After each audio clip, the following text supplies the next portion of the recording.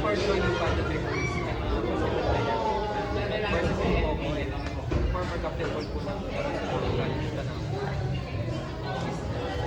kaso nga lang po, Calabar, after pandemic po is na-injured po ako sa tuhod. Hindi ko po, nag-test po ako ng ilang weeks po. Sobrang malo-malo po yung paglalaro ng basketball. And tinanggap ko na rin po siya ng mga kailang events po. Kaya po ako nakasali sa pageantry din. Sister ko na sa Philippines Batangas po. Kaya po ako nakasali. Nagano po ako ng pagkakalipag. Kasi po gusto para po explore lang. Hindi ko po sinasabi. Gusto ko po idea po ng pageantry. Duty ko yung pinama. So yung English mo na was yung first time? Yes. Do you have jowa, do you have girlfriend? O tama na. O tama na. Gusto natin. How about you, Ben? Sa love life? Ay, tama na. Please na. Mr. Politika sa isa mo lang. Wala. Okay, pwede. May ano lang. How about you, Ben? Ah. How about you, Mr. Santo Tomas? Okay. Okay. Perfect. Yan, isang buksa! Okay. Jay, magtanong. Okay, here guys, seeing all the candidates of this year's Mr. International Philippines, who do you think is your biggest competitor among, or aside from yourself, pertaining to the candidates? Names. I know you guys have, may kanya-kanya kayong competitor or kinatatakutan sa competition na to. Sino yung unang pumasok na candidate na sa tingin mo makakalaban mo siya? Let's start with our Rain.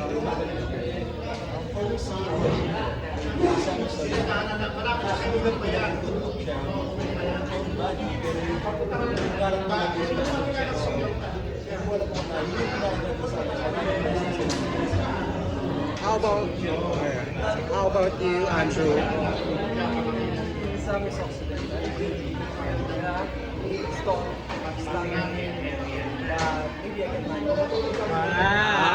Ganon. Ian. Well, to be honest, I'm eyeing for the Mr. Teen International title.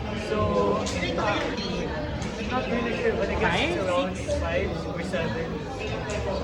So, the first one that came to my mind is the one from Bulacan. He's good looking, he's photogenic. So I think he's also a strong candidate. So I look forward to knowing him more. Si Matt. Matt. We're all maybe for different but for me, I think he has rival with also from Bulacan, Marlo. Si Marlo. Stanley. Very much. Same sila, parang prototype sila eh. Not your friend. Sino mo? Maganda po yung mga katawan niya.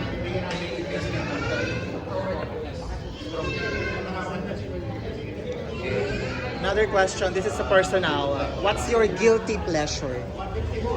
Guilty pleasure?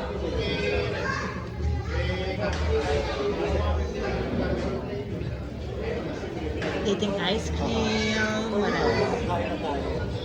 Anong kinakain? Okay.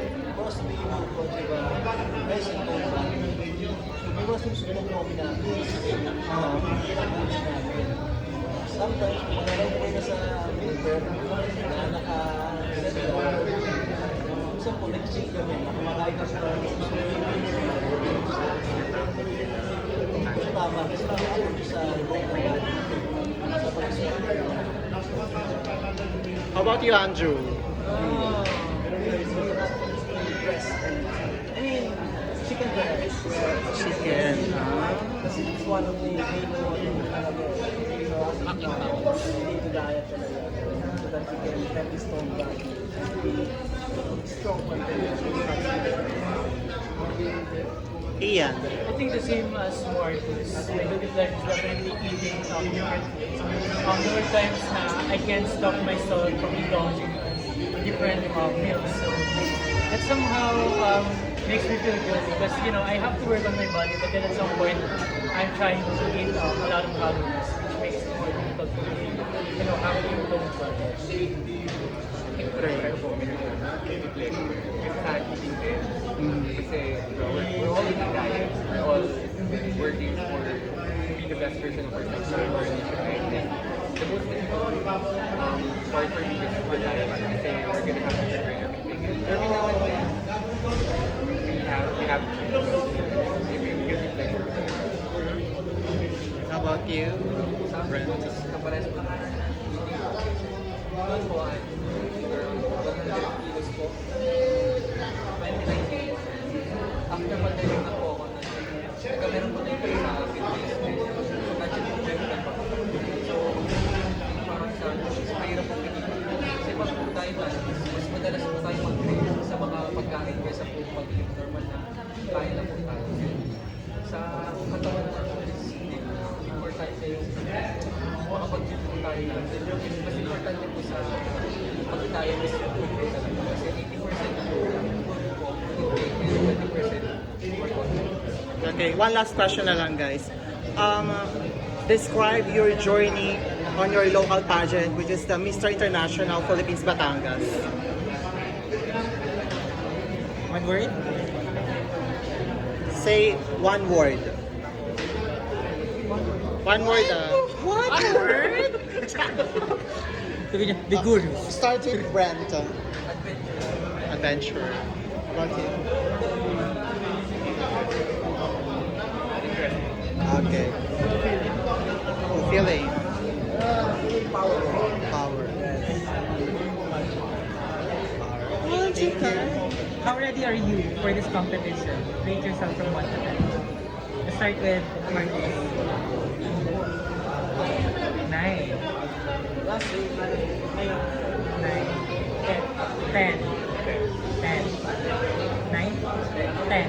Okay. So, Message na, sige. go. Anong message nyo nila doon sa mga, or sa mga fans, doon sa mga people na nagpapash na hindi lang sa MIT, sa Miss International Philippines, but of course doon sa pageantry itself na dahil pageant ganito yung medyo iba yung reputation, iba yung thinking ng mga tao rito. Gusto yung message doon sa mga nagbabash sa pageantry na lang. Yeah. Doon po kasi hindi ko kayo budget. Yung ating training ko sumali sa mga fashion show, modeling po. Sinasali po kami pero ayaw ko po kasi ang take ko po din kasi pero hindi naman po pala. Nung nasubukan ko po, ang gusto ko po ay hindi lang po ito ng mga ways yung sa bata. Para isa rin po lahat para mas makilala ko yung sarili natin.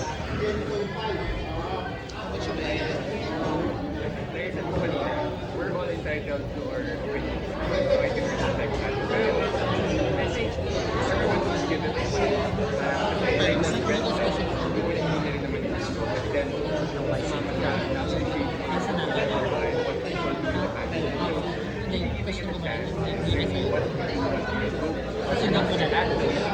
Kasi ikaw din na.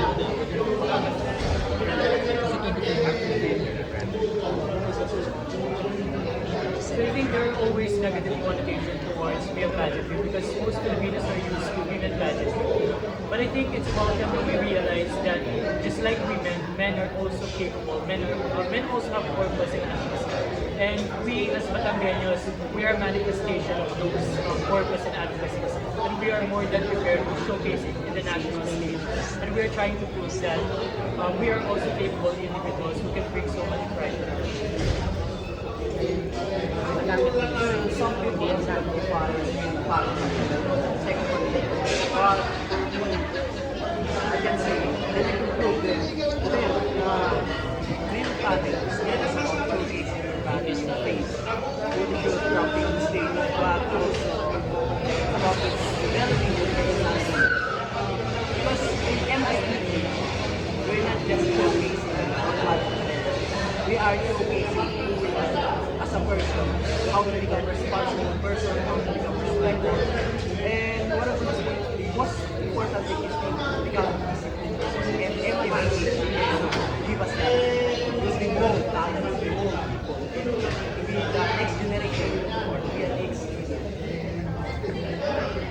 much, Ben. Kung hindi mo masasakit, lahat ng buwan ng tao, bilang lang. Kaya sa akin.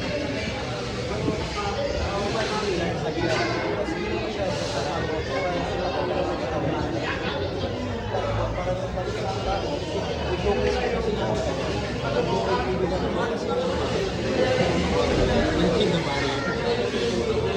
And last question na lang for me is why should you be Ay, the wait next lang. Mag-record Mr. International? Ulitin mo sis. Okay. Tayo kayo, patayin ba ba? Okay na yan. Okay na ako na question through sila eh. Okay, sige.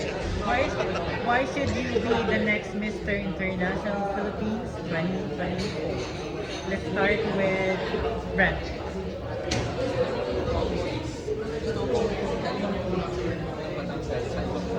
Para mapakita po na sino po pala matanggal. Para po mapakita po na kung gaano kakulay at nabibigyan ng mga sources. Or naman po anything na binibigay throughout in the Pacific. I believe that I have what it takes to represent the Philippines. Represent the Tagalog president. Because I believe I am represent and showcasing our culture. Well, I always reiterate that I always been with me not only my physical attributes, but also the passion, purpose, and advocacy that I have going on. And I'm more than willing to use MIPH as a wide platform to reach more people, to rally them to be part of the process and the advocacies that we're trying.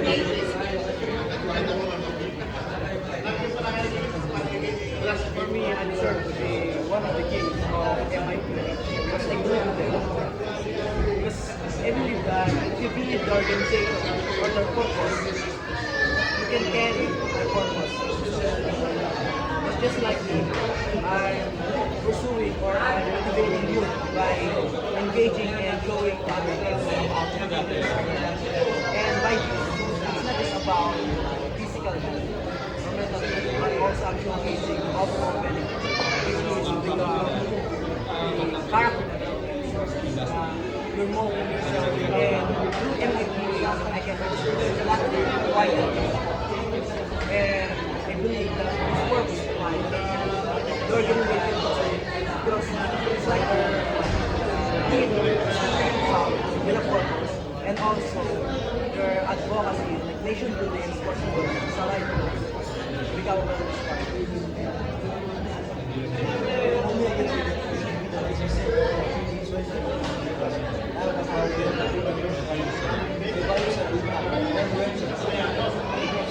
marami kayo going